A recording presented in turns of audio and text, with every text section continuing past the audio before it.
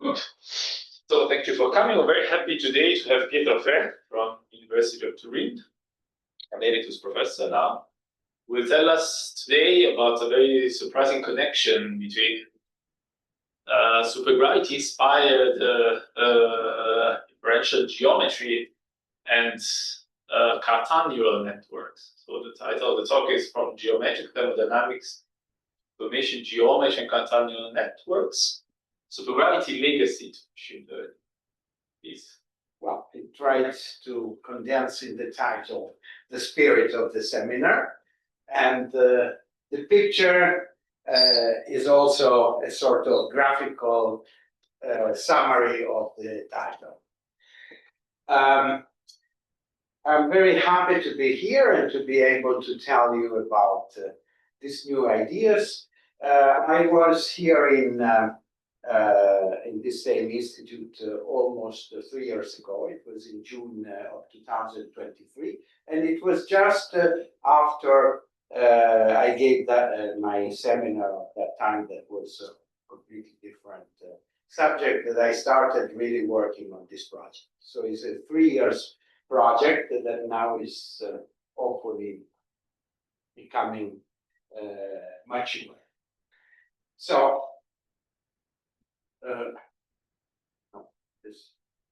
I hope this works, but it doesn't. So this is yours, or? Yeah, it's mine, but I will use the normal. I thought I could use. No, nothing is wrong with the mouse. I will use. No, also that. Okay. So, as you see, I start with a picture. This is the theater in Syracuse,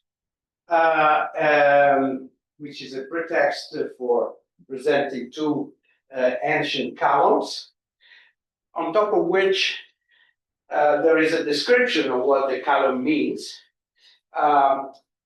Differential geometry and probability theory are the two pillars for a geometric refounding of deep learning. In which sense? Differential geometry is the frame in which network layers should be modeled, according to the vision I'm going to present, while probability theory is concerned with the way data are codified in the layers. Since machine learning is always based on probabilistic views, you have to have distributions, statistical distributions on these layers. And since these layers will no longer be Euclidean spaces, well, they will have Euclidean signature, but not Euclidean flat manifolds, then the whole idea is how you can rephrase appropriately define the analog of Gaussians and other statistical distributions that are familiar in flat space on the differential geometric modeling of the layers. This being said, the next thing is just to have a look at what mathematically is a conventional neural net. I think most of you have an idea of that, but in any case, it's good to recapitulate what is a neural net. Neural network is essentially a way of parameterizing a complicated unknown function with a lot of parameters by making a map from an input space to an output space that are viewed as vector spaces. And in each vector space, you have the so-called neurons.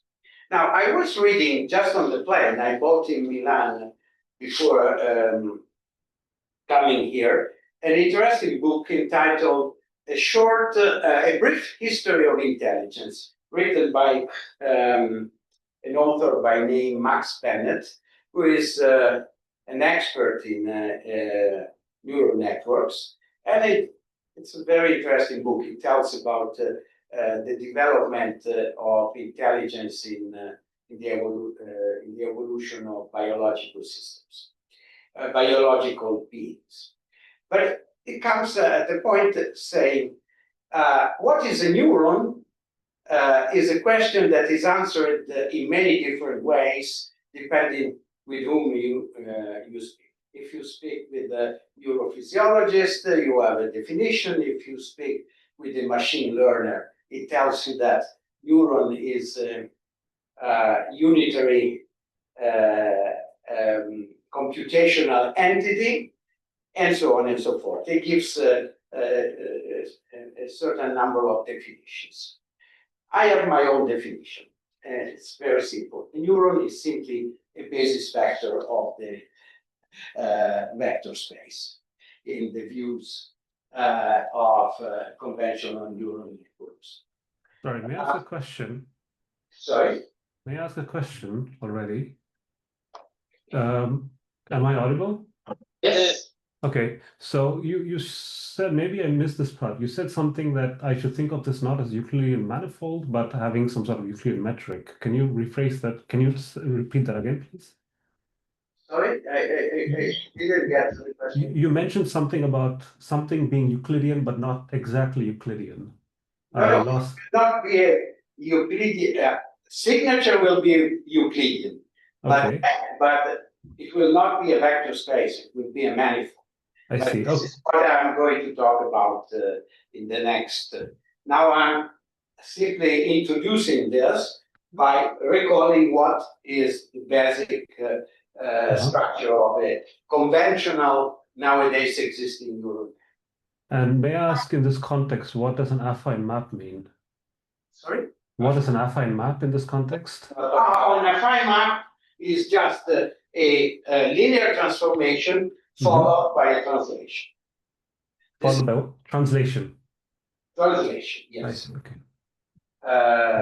So it is the typical thing, W times X, where X is a vector, plus B, or V, what you want to call it, is a vector in the same space.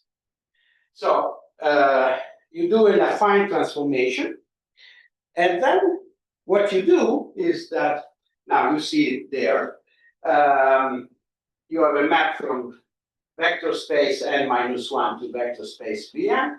That is done in which way? Well, you see, you construct a new vector whose components are named Aj. The linear transformation is defined by a W matrix. And then the affine transformation is called B because in the jargon of machine learning, it's called the bias. But it's just a vector. But then comes the thing which is on one side, the reason why a neural network works, and on the other side, the reason why they have all the problems that I'm going to mention. Namely, you do a nonlinear transformation on the individual component of the vector with a function that is called activation function. It's historical reason because when Rosenblatt and before McCulloch, and I forgot his co-author name, introduced in 1943 and then in 1957 the conception of perceptron, was called at the time. They thought really a way of imitating the behavior of really biological units that send the signal when they are stimulated only if the signal is higher than a certain threshold. And so the idea activation function comes from that. But as it appears mathematically, it is just this transformation of the components of the vector done component by component. That is obviously, this is a list of the utilized, most popularly utilized activation functions. Some are continuous, some are discrete even. And then in the literature you find the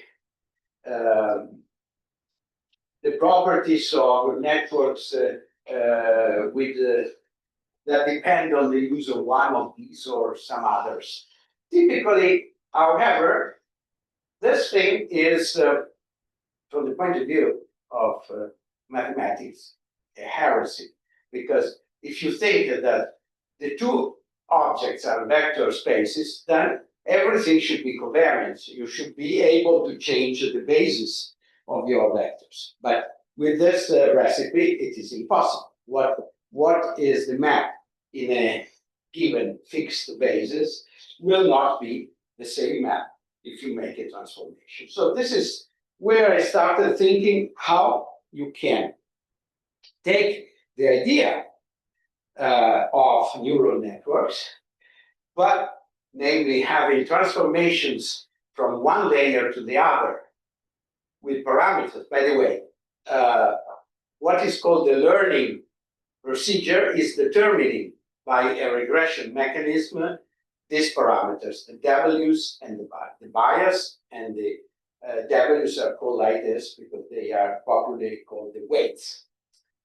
So this idea must be kept in some sense, but one should avoid the activation functions for the reason I said.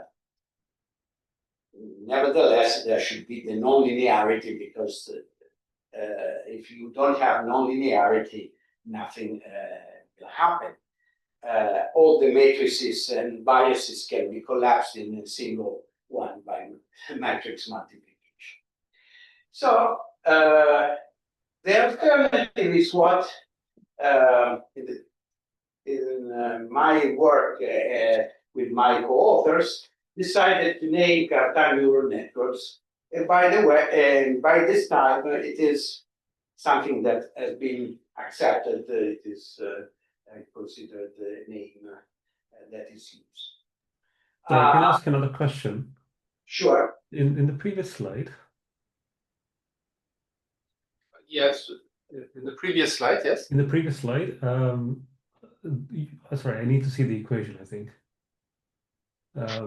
There is this AEI, which is expressed as some W plus B. And so slightly, it was a bit fast for me. I'm sorry, to slow this down. Yes. No, this is the next. This one you wanted to see. The one before this, actually. The one before this? Yes, the one before this. Okay. Actually, it's also here. So A is now an element. It's basically a okay, so A is so you have this decomposition. AJ is W plus WX plus B. How canonical is this decomposition? Because I mean, is there a choice of W and B unique, or what determines W and B? And in the language of vector spaces or maps between different vector spaces, what exactly is this activation function doing? Is it basically activation function is in the next, namely, this would be a normal affine transformation, but now you say the actual components of the vector in the new space, Pn, are not these objects we defined above, but are the nonlinear function of the same components, Ci. I see. So in the pre-image, there's a nonlinear map that takes me from Vn to Vn prime of the same dimension. Yes. And this is just called an activation function purely. Yes. I should just think of it as some nonlinear function. In machine learning literature, they are all called activation functions. I see. Okay. And the choice of W and B, is it canonical? Is it fixed? Or how do you... No, the choice of one of these functions as activation function is something that characterizes the network, the neural network you construct. So it's not something to be learned. It's not something to be changed during the process, but it's fixed once for all and characterizes the network. Okay. Thank you. And then you see that people say, oh, but more or less it works in the same way with another activation function. This activation function, as you can see from the short list that I have produced, are all functions that have the property of mapping an infinite interval, real line, into finite interval. The smoothest and relatively most elegant are the sigmoid or the arctan. But nowadays, many people use the other below that are more complicated, have a more complicated definition, and are not all of them continuous. So, for me, the choice of one of them or the other, it is the same. I don't like and I don't appreciate, for the reason I said before, any of them, because they destroy covariance with respect to change of basis. So the alternative can be derived now from first principles, as I say. When people venture things, first principle, of course, there are always some hypotheses, some assumptions. Then starting from such assumptions, you derive something. Now, the picture also tries to say that the intellectual contribution to most relevant to make such a decision is provided by to geometric deep learning that is shaped in the form of King Arthur with some with a crown made of electronic circuits, is provided by Cartan and Adamar, a classical theorem that we will use. What are the needs? An alternative to nonlinearity mechanism that should be general, generic, and working. Secondly, a definition of distance, because if you analyze all type of algorithms in neural networks, they always use as an essential ingredient in order to define the regression, in order to define a loss, so-called loss function, etc., the notion of distance. You want to know whether two data are close or very much apart from one from the other. So you have to have a notion of distance in the space where you work. In Euclidean space, of course, the notion of distance is known to everyone. But if we go, as we are going to go, to differentiable manifolds, then in Riemannian geometry, as we teach all the time to our students when we give courses in differential geometry, the first thing is that the notion of absolute distance is not guaranteed at all in general. Yet, there are manifolds that have a notion of distance. And they are precisely the Cartan-Adamar manifolds. We will see what is the definition. And thirdly, the third thing is that one needs homogeneity of these spaces, because these spaces where you encode the data, where you map the data to, must have the property that only the relative distances between data are relevant.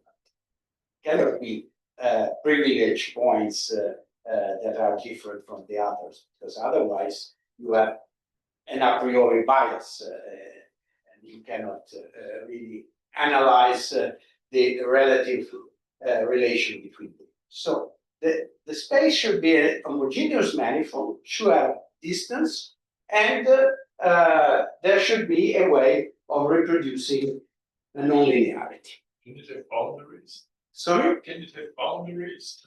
No, they are all non-compact and without boundary. But this is not my own choice. This is just in Cartan-Hadamard theorem. So the network structure must be mathematically well defined, self-consistent, and interpretable within a geometric and/or an algebraic theory. This is very important because if you want that what you learn is understandable, namely, if you want that your neural network is a device to show you some hidden law, some relation that is condensed in some law that you don't know but you want to discover, you must have interpretability within a mathematical framework of the parameters you determine. Should not be a black box as it is nowadays. So once we have specified these sort of things, we come to a checklist. The vector spaces, Vn, must be interpreted as coordinate patches for a differentiable manifolds. The layer are such manifolds, Riemannian manifolds. By the way, this is not my own idea. I mean, it's an idea that has been put forward by many people in the machine learning community. And what I can remind you that there is a famous paper of 3 years ago, almost 4 years ago, by Braunstein and other people, other co-authors, that has got 5,000 quotation, just because they simply say, we should imitate the procedures of theoretical physics, use Riemannian manifolds as modeling of the layers. We should use covariance and symmetries and all that. For the rest, it's a long paper, but I dare to say that it's rather empty because they say all these sort of things, but concretely they don't do anything.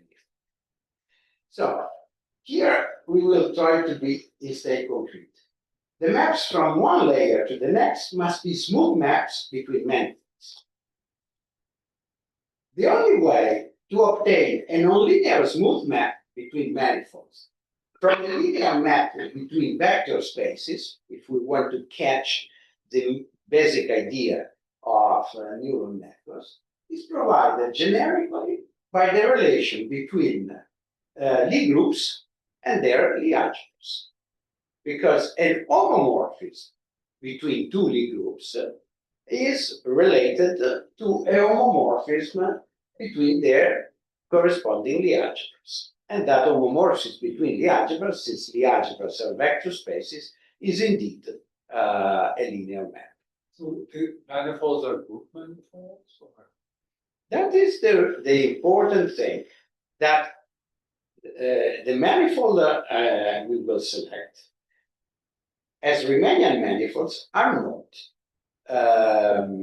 group manifolds, but something that is precisely one of the legacy of supergravity connected with the Cartan-Hadamard theorem is that all the non-compact symmetric spaces that we will use are actually metrically equivalent to solvable Lie group manifolds. Namely, as a differentiable manifold, it's just a Lie group. So this activation function is no linearity, it's no this. It's just a method from solvable Lie algebra to So the split between linear affine map and then nonlinear is sort of brought together in just one. there is an analog of affine map. It will be in this way. The map between the solvable Lie algebra is the linear map. Then, after you have gone to the corresponding symmetric space, I will explain in the next slides, you can still do isometry transformations. The isometry transformations are the analog of the biases. So we have an interpretation for both of the ingredients of classical mechanics.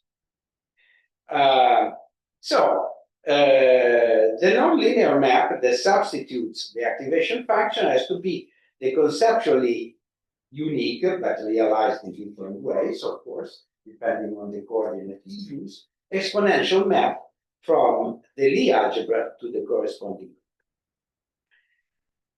Now we come to the question of distance, I said before. Sorry, I have a question. Sorry? I have another question. When you say the vector space should be identified with the coordinate chart, could you clarify what this means, please? The coordinate patch? Yeah. Well, I mean, it's the very definition of differentiable manifolds. They are covered by so-called by an atlas of open charts, and Yes. each open chart is diffeomorphic to Rn. Yes. Is a vector space, and this is what we call the local coordinates of a point. What I'm going to say in a moment is that the Cartan-Hadamard manifolds, that are very special, are differentiable manifolds that are covered by a single chart, open chart. They are non-compact, and one chart is sufficient to cover all of them. So actually, they are diffeomorphic to Rn. But only diffeomorphic, not the same Riemannian space. What makes the difference is the metric you put on this. But the vector space. So the vector space is the idea that your vector space admits a map from. You should think of vector space as somehow also being, I don't know, birational to Rn, or what does it mean? Rn is all finite dimensional vector spaces are isomorphic to Rn. And in any differentiable manifold, you have an atlas of open charts, and each open chart is diffeomorphic to a portion of Rn. This is the very definition of differentiable manifolds. Now, the differentiable manifolds we are going to talk about are very special because the atlas reduces only to one map. And you also said that there's the only way to construct this is through the Lie algebra in the previous slide. Yes.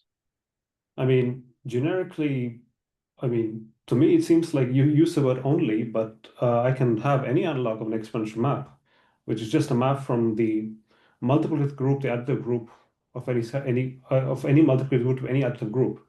That can also. Of course.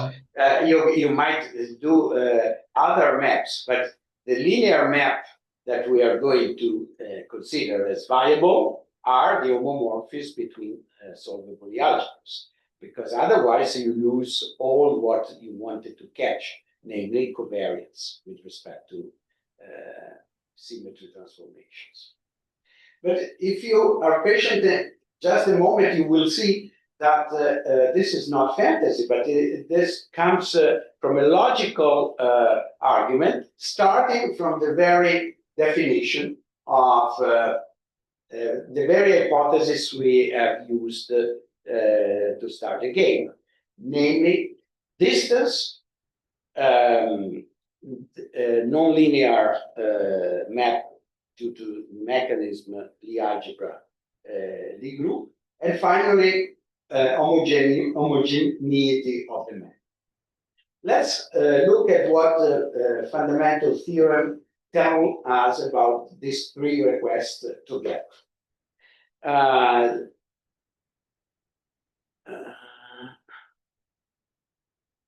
Okay. If you put together these things, you come to so-called Alexeyevskian spaces.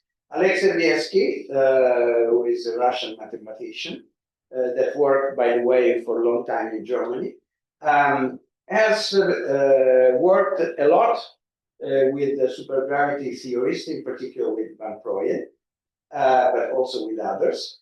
And he is responsible for the definition of what goes now under the name of Alexeyevskian normal Riemannian manifold. Is a Cartan-Hadamard manifold M. Sorry, what is the Cartan? I think I had said before, but now I have to go back because the two theorems, yes, I jumped over one slide. The two classical theorems are the two theorems by Cartan-Hadamard. They pose themselves precisely the question that is of interest to us.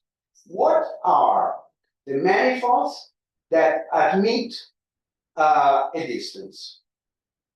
The only manifolds that can admit a distance, an overall distance, not by name only in a neighborhood, but global, are those that go under their name and are defined as non-compact, simply connected Riemannian manifolds whose sectional curve is non-positive at every point.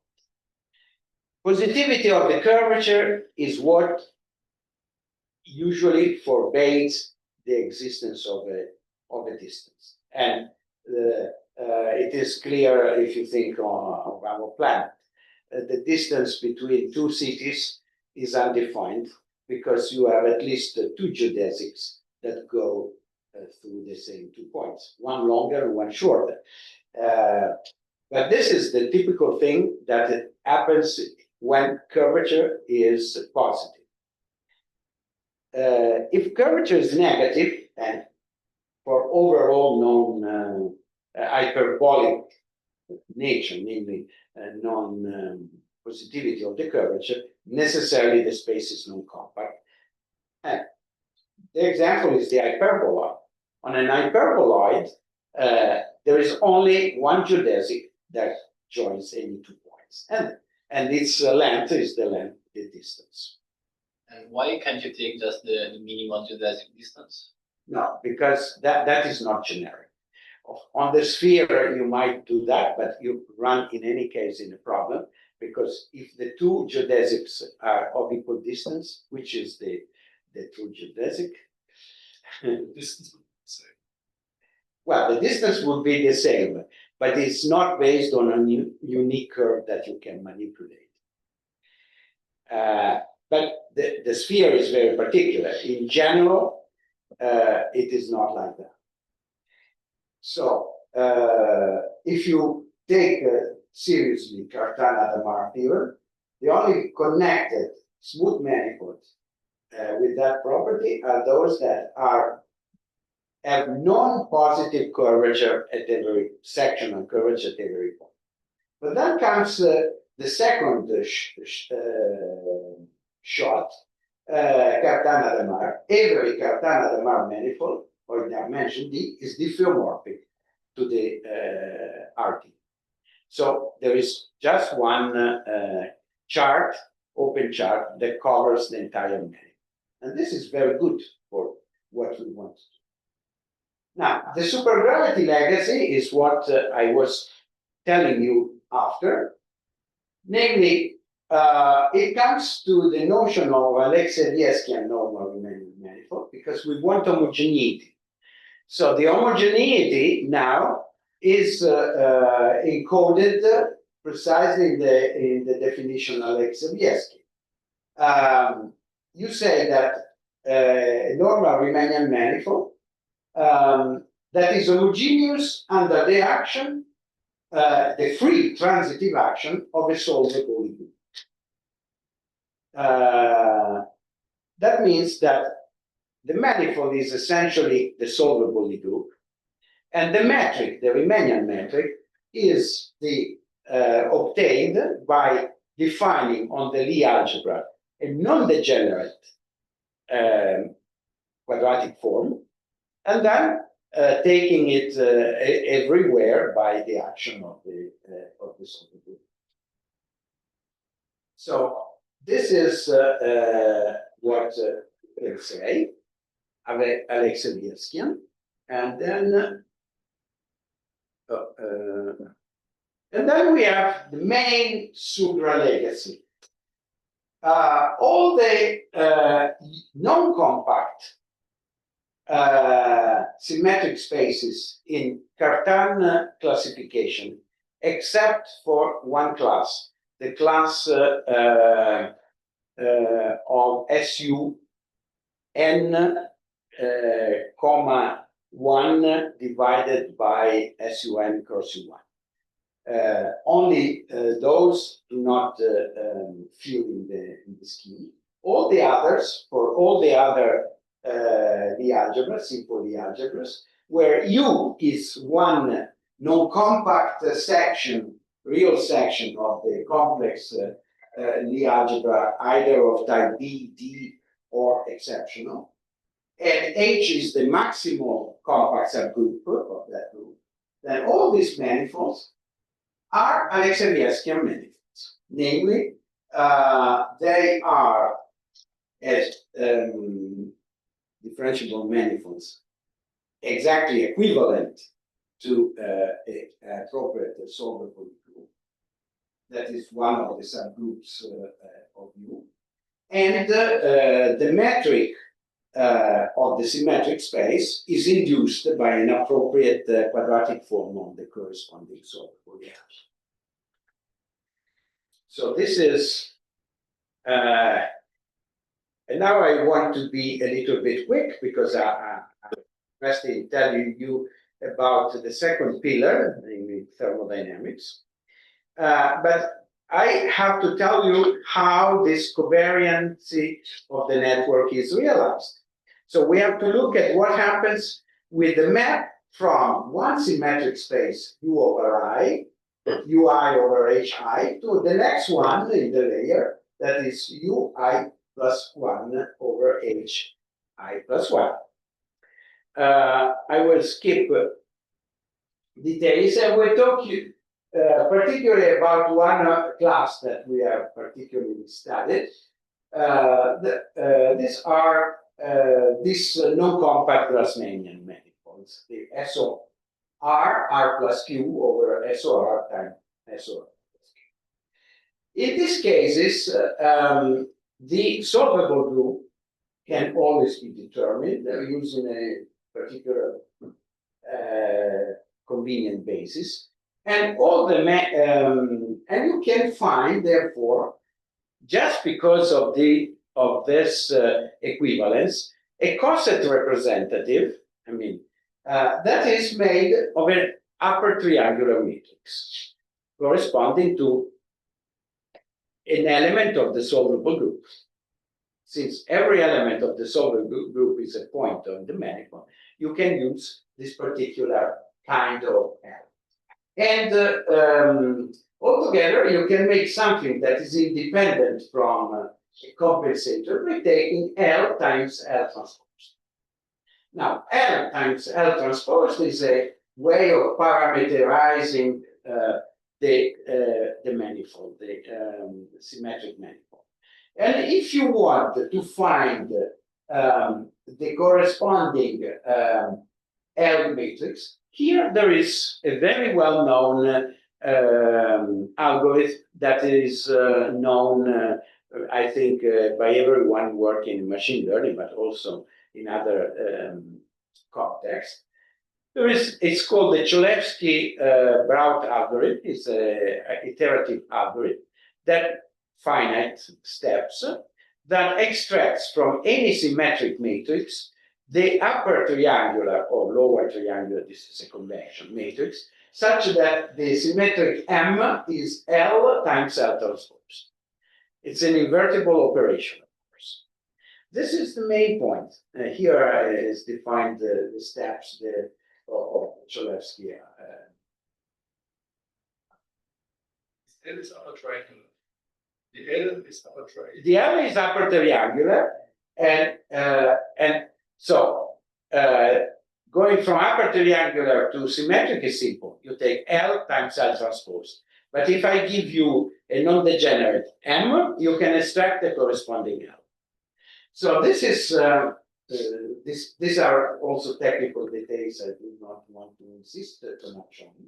And I give you only the schematic idea now of the map from one layer to the next. You start from a symmetric matrix that represents a point in the first symmetric space. With the Cholesky algorithm, you extract the solvable Lie group element.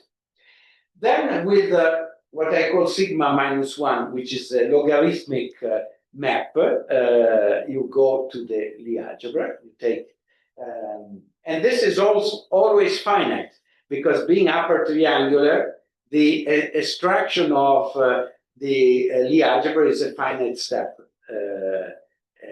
unambiguous operation. Then you have the element of the Lie algebra, and on this element of the Lie algebra, you make the linear transformation to an element of the next Lie algebra. If they are the same Lie algebra, this is really not so interesting, because it's a simply change of basis in the same thing. But since these Lie algebras are different manifold, larger, smaller, and whatever, this is an homomorphism. And this homomorphism is what you are trying to learn. Do you make some assumption here? I mean, the solvable Lie algebra has like a nilpotent part and a diagonal part. Do you make do you demand that this linear map sort of maps the cartons into each other? Or no. Okay. No. You mix also the cartons with the nilpotent. Okay. And in fact, with the experiment we did, we find that there is this mixing. So sorry, I have a short one. Will the Lie algebra element always be of the form L-1 derivative of L? Yes. And then on the other side, you make the inverse transformation. You go from the nonlinearity is the sigma map to from Lie algebra to corresponding solvable group, but in higher dimension or smaller. Okay. And then again, with L times L transpose, you have a new M and you can start again. So this is the conceptual scheme. But the important thing is that once you are on M here, there's still an operation that you can make. And this is the important thing, the analog of the bias. Namely, you can make a adjoint transformation of the UI prime group, which is just this transformation. That is an isometry of your metric, so you can do it. And you have an M prime, and the M prime can be decomposed with Cholesky, etc. So now the parameters to be learned are the matrix W and the parameters of this transformation, these isometries.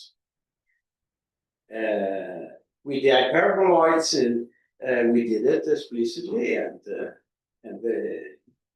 it works. It can be more or less difficult depending on the spaces you use, but the idea is always the same. So now I want to use my remaining time to talk about the second pillar. But I couldn't talk about the second pillar, that is where I'm most excited about, because we have very new results, without telling you the reason for doing that. If we consider neural networks with this structure, then the spaces where we would like to construct statistical distributions are precisely the non-compact symmetric networks.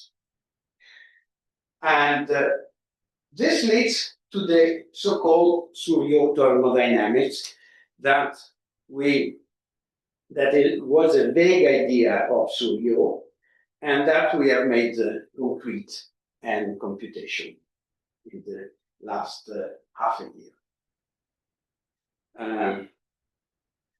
So Suryo thermodynamics, however, should be seen as a particular instance in the generalized geometric thermodynamics that has a fundamental cross-relation with what is known by the name of information geometry in machine learning. In machine learning, essentially, people have statistical distribution, something on something else, and they would these statistical distributions are parameterized by a certain number of parameters, and they try to see how close or how far apart are two statistical distributions. So you would like to introduce a metric on the space of parameters of the statistical distribution. Now, there is a way to do all that systematically and in a well-founded mathematical way from the start. And it is a story actually that has started in just after World War II with Shannon, who has introduced the famous Shannon entropy, and then less well-known contribution by, in fact, I'm curious to see if anyone in this room knows about James. James is an American that in 1957, starting from the definition, he was a friend of Shannon and working in Stanford. He made two papers that for me are top-level papers, classical, where he retrieved classical statistical mechanics, starting with another principle, namely extremizing Shannon entropy with something that I will tell you now about.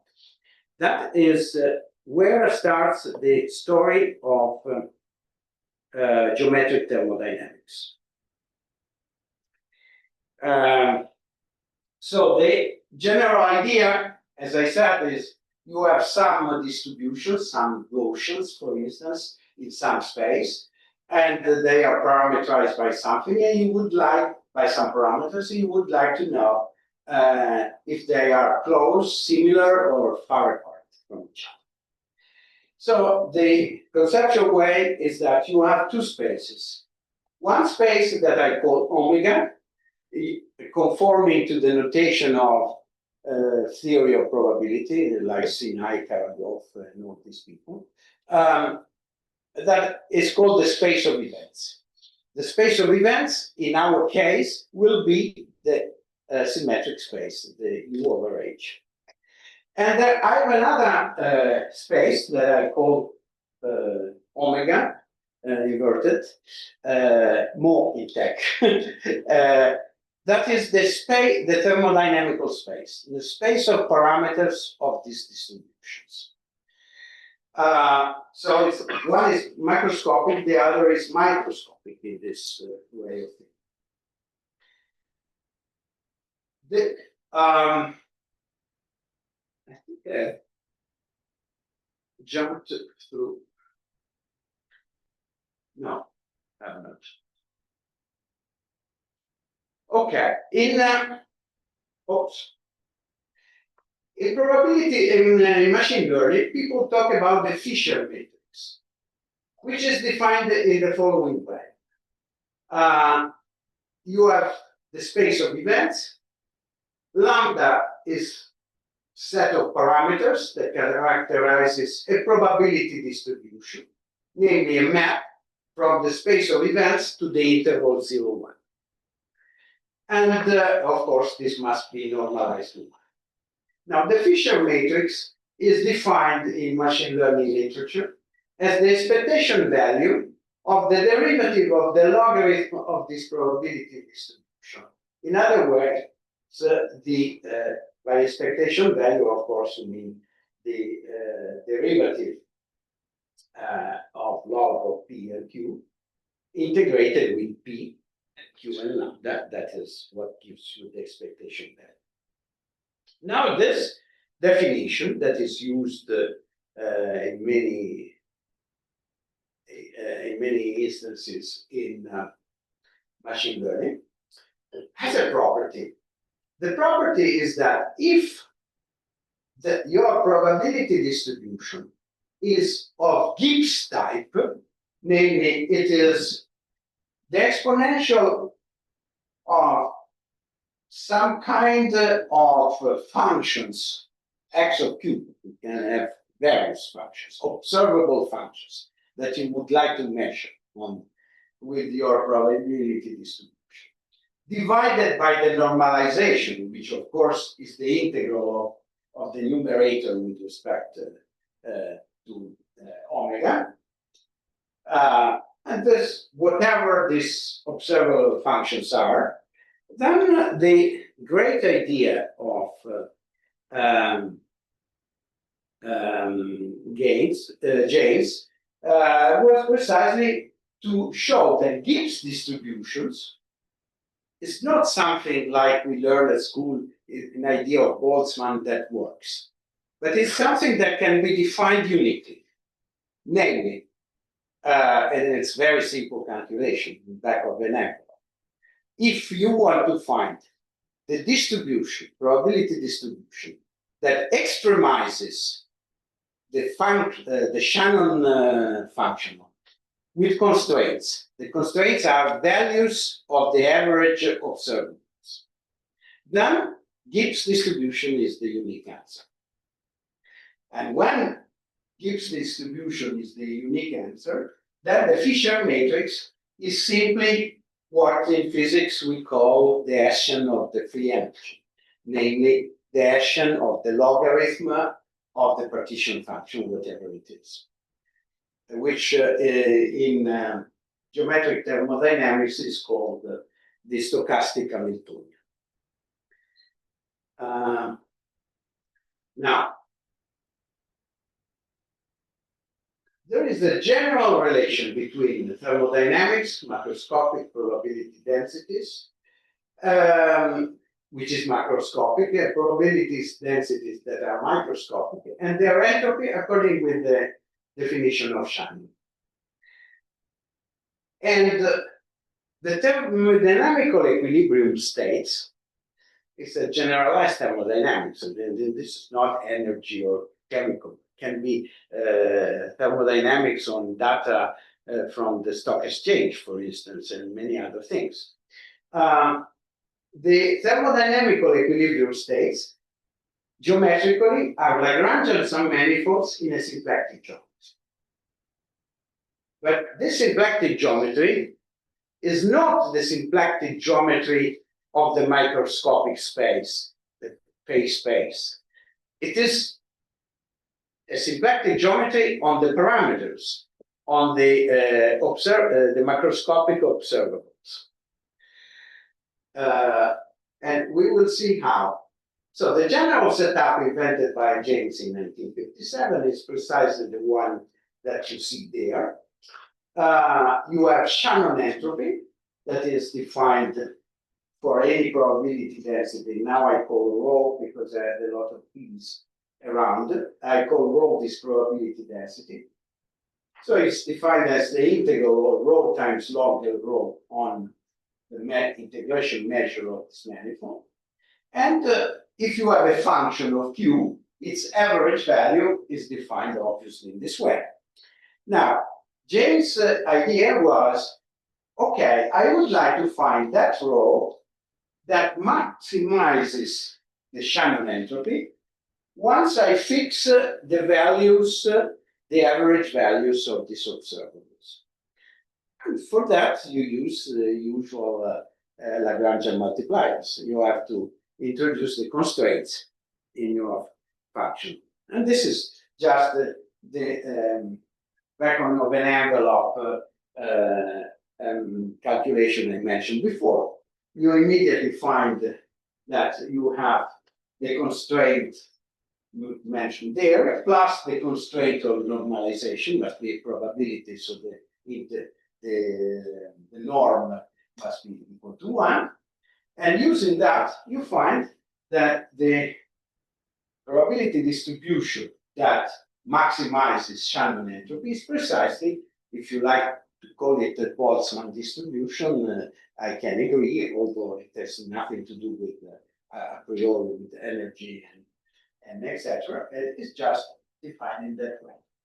What's really the difference between this and what's found in the white code canonical also? Well, I mean, Boltzmann simply introduced this distribution, but did not derive it from the principle.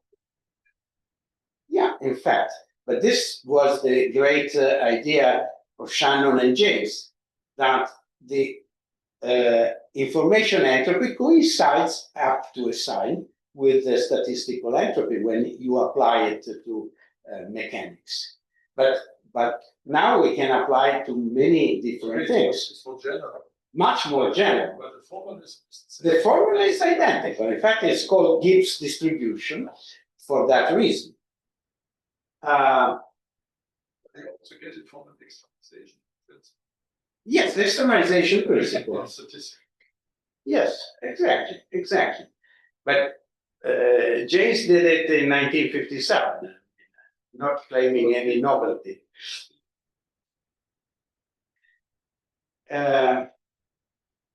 Now, in thermodynamics, we all know that there are intensive variables and extensive variables. Sorry, can I ask a question already? Yes? So in the previous slide, okay, we don't have to go back to the previous slide, but the whole idea of what you said, I mean, the work with Edwin James and Shannon, and also with this Gibbs ensembles, is that the partition function, when it has an exponential growth in degeneracy of microstates, only then does it match only then does the result of Shannon and James hold.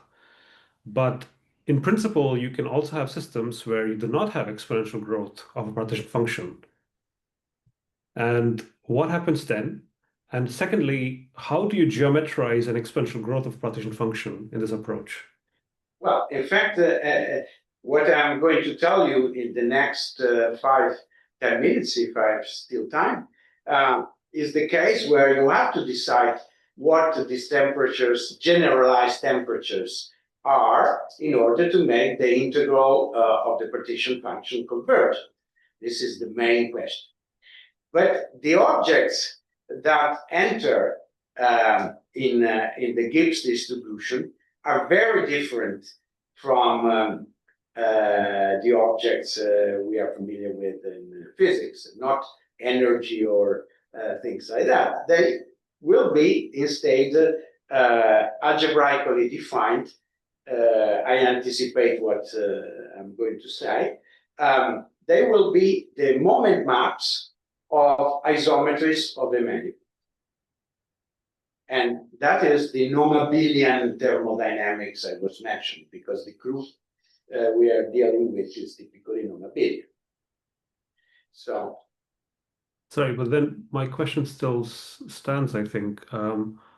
What geometric property, when I use it to compute entropy, gives me exponential growth? Exponential growth of what? Of the partition function. You mean the expression a la Boltzmann? Yeah, for example, like, yeah, a la Boltzmann entropy, exactly. As I told you, this is just from this principle. If you want to maximize or minimize, depending on the sign you like to give, to Shannon entropy. If you want to extremize Shannon entropy under the condition that the average values of certain observables are given by you, and I call that x1, xn, then the Gibbs distribution is uniquely defined by the variational calculus. Okay, so But an hypothesis is a consequence of what you start from. And the nice fact, up to here, it is similar to statistical mechanics. But what is going to follow is that now we can have a formulation of the first and second principle of thermodynamics that is completely geometrical.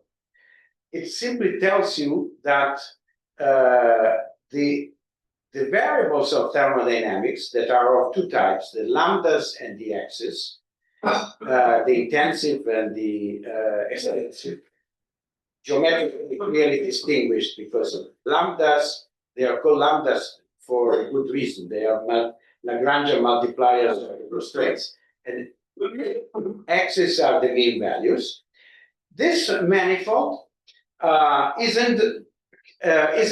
can be seen as a contact manifold, namely an odd-dimensional manifold, where you have as many x's as lambdas, but you still have the entropy Shannon. So it's always odd dimension. And on this manifold, you can introduce a contact form, namely one form that is written here. Now, thanks again to an important theorem of the 18th century, 19th century, not 20th century, by Darboux. All contact manifolds are such that in every patch you can find a Darboux form of the coordinates, in which the contact form takes this expression. So y's are here the lambdas, and x's are the x's. And x0 is the entropy. Now, in this way, we have a contact form of this type. And the interesting thing is that the first and second principle of thermodynamics now are both encoded in a simple geometric statement. The equilibrium states are those that are in the kernel of the contact form. Here I just give an example with classical thermodynamics. The two temperatures in the entropy, channel entropy is minus the physical entropy, and the two temperatures, lambdas, are the real temperature, T minus 1, and T minus 1 times the pressure times 1. Now, if you see that, say that alpha is equal to 0 on some space, subspace, puts together the first and the second principle. And now,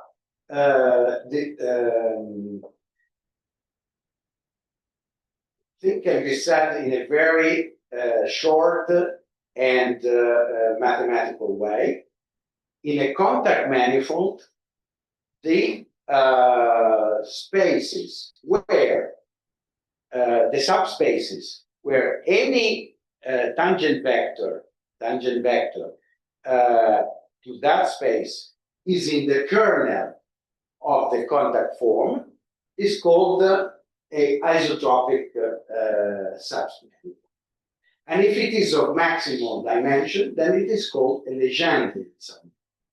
So the full geometrization of thermodynamics, that is due to this Russian scientist Chagin and Robb at the beginning of the 2000s, it's a long story. Their beautiful summary is saying thermodynamics correspond to saying that equilibrium states in the thermodynamical space that we have described are just the Legendrian subunit. And that is coordinate independent. You can make many transformations and you have a infinity coordination. So we can go even a step further. In contact manifolds, you have the notion of Rib field. Rib vector field is the field that obeys the two conditions written there. The contact form on the Rib field is 1, and the R and X for any X belonging to the manifold, to the tangent bundle, on the derivative, stereo derivative of the contact form is equal to 0. That means the following, that the thermodynamical space is foliated in leaves that are orthogonal to the Rib field. And these leaves are symplectic manifolds, where the symplectic two forms is exactly in Darboux basis, the lambda dx. The next thing still is that the Legendrian submanifold of the contact manifold under the projection to the leaves become Laplacian submanifold instead, that are defined as those submanifolds where the symplectic form vanishes identically. And that follows because the axes are defined as the derivative of the logarithm of the partition function with respect to the lambdas. Now this leads to a beautiful geometrical interpretation. The metric on the contact manifold that constitutes the thermodynamical space is precisely of that form, where HI is the Fisher matrix that we discussed before. And this metric here, when reduced to the leaves, becomes instead to this metric here. And this metric is Kählerian. This is the general form of a Kählerian metric in real dimensions when you have something similar to action angle variables. The lambdas are like the actions, and axes are like the angles. But by quote unquote, because the axes are by no means compact. You can have this sort of structure also with non-compact groups, translational groups. So this is something to note. And this brings me to the last part, which I will try to condense in a few sentences because time is going on. Now, we can apply all this machinery that is general to the case that I described as surreal, namely the case where now my microscopic manifold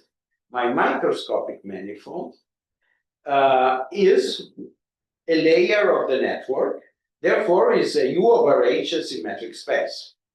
But if I take these layers to be not only symmetric spaces, but Kählerian symmetric spaces, and there is a classification of the Kähler ones, then we have this beautiful picture of Hamilton that is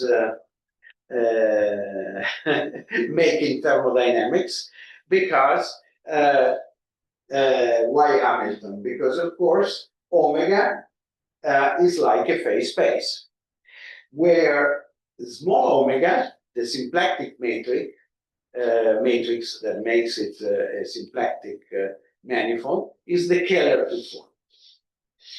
Now one can ask himself the following. I just go a little bit fast. What is surreal thermodynamics? Well, it is all condensed in this slide. The distributions that now you are considering are Gibbs distributions, where the exponential of the Gibbs distribution is a linear combination with generalized temperatures that I call betas in this case, that are in the adjoint representation of the U group, of the symmetry group.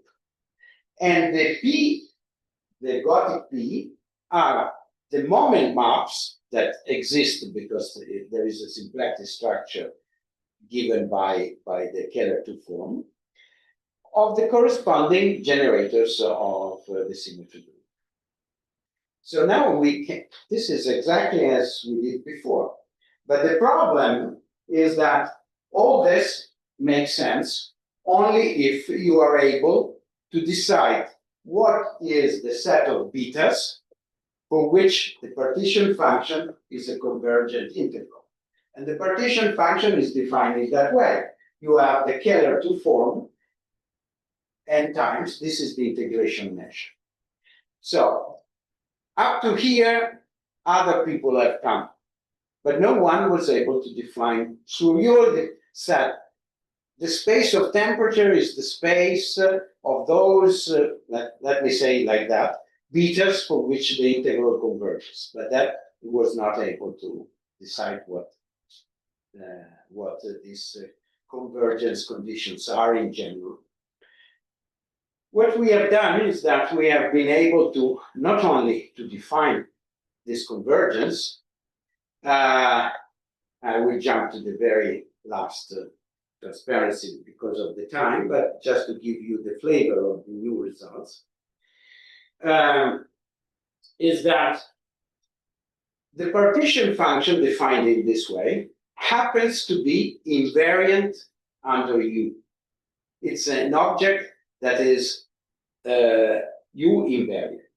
Now, because of that, we can classify the convergent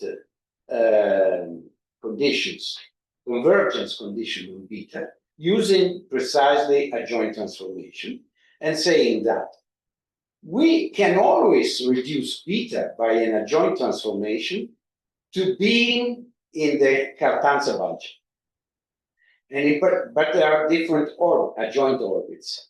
Now, if we take the adjoint orbit of the compact Cartan-Savage algebra, then we reduce the integration to the compact betas to be only a much reduced set of different components.